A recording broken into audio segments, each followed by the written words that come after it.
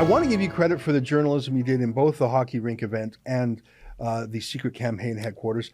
I think it had some effect on the campaign. Whether or not it was what caused him to be disqualified, I don't know. We will probably find out. I'm glad that his BS spin was called out by an ordinary person on the radio. That tells me that there's a lot of people out there who their spider senses are tingling with Patrick Brown. I mean, once, twice, three times an ethical scandal. Maybe there's something about this guy. Oh, and now there's a whisper that he's going to legally challenge the Conservative Party of Canada on I'm sure he will. And maybe he should, by the way, flush it out, smoke it out. And here's the question, Ezra. You know that's going to be hundreds of thousands of dollars to mount that challenge. Who's paying for that? Yeah, well, Patrick Brown seems to have no problem getting access to funds. You know what? Yeah. And although he may deserve to be disqualified, I'm not against him suing and forcing the party to put up or shut up. Yeah. And maybe he'll live to regret that if they reveal it. He's playing a rough game. When you sue someone, you have to disclose in the civil court any document touching on it, your private emails, that's right, your records. So you cannot, especially if there's financial matters, you can't sue without exposing the facts. I mean, maybe he will sue, but it would be shocking to me if Patrick Brown, with his iffy history, said, I'm willing to open the kimono for everyone to look. I don't think he wants to. I agree with you. I think transparency for Patrick Brown is like kryptonite for Superman. Yeah. We have, also today, this was just put out, Ezra, it is from 5 Brampton city councillors who are absolutely livid.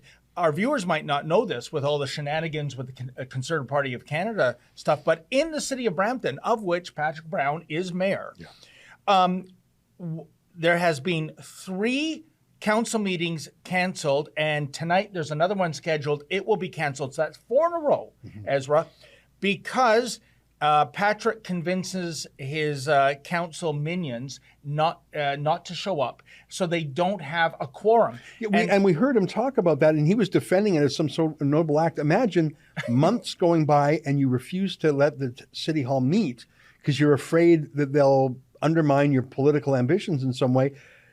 Like, he really should quit as mayor and run, but he is...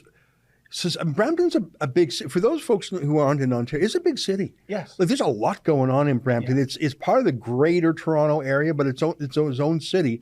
To simply say we're going to stop city business for months because I'm busy running a campaign, that's crazy. I agree. And read the headline. What's that press release say? Okay, it says, after Patrick Brown's CPC disqualification, his scandalous time inside Brampton City Hall also needs to end. And what they're getting at, Ezra, here's the unspoken reason why Patrick Brown doesn't want to have a council meeting. They have on the agenda a motion for 2 forensic audits of Mayor Brown. And I guess he's terrified of what those forensic audits or investigations are going to determine. Yeah. A forensic audit is a particular word. It's not just, show me that the numbers add up and I'll stamp it. It's show me the underlying receipts. Yes. It's really digging deep. It's the kind of thing that financial crimes police do. They dig into it. They look into bank accounts. Like it's a deep dive to look for shenanigans. And this guy has a track record of shenanigans. We set up a website called sneakypatrick.com, and I really encourage people to go to it. I want to give you a reminder for those of you who didn't see the first time around.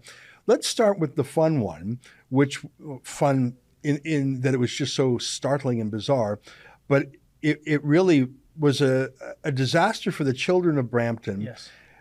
Children's sports was shut down. Ordinary people could not exercise. You were banned from gathering. You couldn't go to the beautiful hockey arena. But the mayor, Patrick Brown, and his buddies were meeting every week for a private game under the radar. You got a tip, and you went there, and you caught him, as they say, in flagrante delicto. That's a fancy way of saying hand in the cookie jar. The look on his face, I'll never forget it. This is David catching Sneaky Patrick the first time. Folks, we're getting the bum's rush, but holy mackerel, I think I see Patrick Brown himself. Oh, hey, how you doing? Mr. Brown, right? Yeah. David Menzies with Rebel News. You're in a city facility? What's that? You're in a city facility? Yeah, so are you. Yeah. So, are you playing hockey here? Or? No, I'm just coming to check in on our facility. So Okay, we're gonna check you. You're not supposed to be here, actually. We were told that you play pickup here. Mr. Brown, how come the kids in Brampton can only practice sports, but your buddies can play hockey? Yeah. So, I don't know why you are harassing people in the city of Brampton, but you shouldn't be. Oh, who's harassing who? Your guys handed out 122 bylaw violations in 1 week. Mr. Brown, why is there a hockey game going on in this arena? I thought you're only allowed to practice sports, not play them. And who is paying the $1,000 a day, Mr. Brown, for this rink? Mr. Brown, are these taxpayer dollars being used for your buddies to play hockey on this rink? Or are you paying it? Or perhaps Waleed Solomon? So, Mr. Brown, why is it one law for me and one law for thee in this city?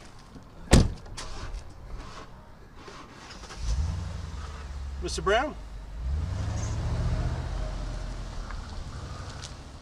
Wow, that was incredible. And that's why he's mad at you. Not that you're a racist, but you caught him hands in the cookie jar, and then you got him a second time. And sorry, go ahead. Oh, Ezra, and I was just going to say, that hockey story speaks volumes, and I'll tell you why. When you are a compulsive liar, their downfall is the failure to keep track of the lies. Right. Now, as you saw, he said he was there to inspect the facility. Now, wait a minute. If you're there to inspect the facility, inspect it. By the way, who wears a $2,000 suit to check Freon levels and the oil in the Zamboni? And I didn't know that the mayor of Brampton did inspections. It's like the old 70s teacher. I'm a bikini inspector. Yeah, that's a joke. You're not really a bikini inspector. There's no such thing. I'm a hockey rink inspector. Yeah. I inspect it by playing games. And yet we showed up, the hockey bag was there. Yeah, his name was on his hockey bag. Yes. What you just saw was an excerpt from my nightly show, the Ezra Levant Show. Every weekday, I do a monologue. Usually it's about half an hour. Then I interview an interesting guest, and then we read my hate mail or my fan mail, whichever is more fun.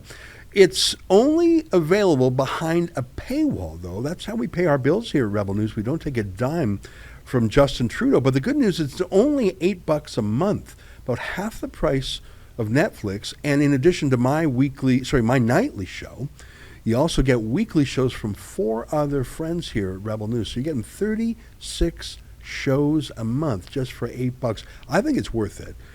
And even if you're not quite sure, do it anyways, because we rely on viewers like you to keep us free and independent. I promise you I'll never take a dime from Trudeau. Just go to rebelnewsplus.com and click subscribe. Thanks.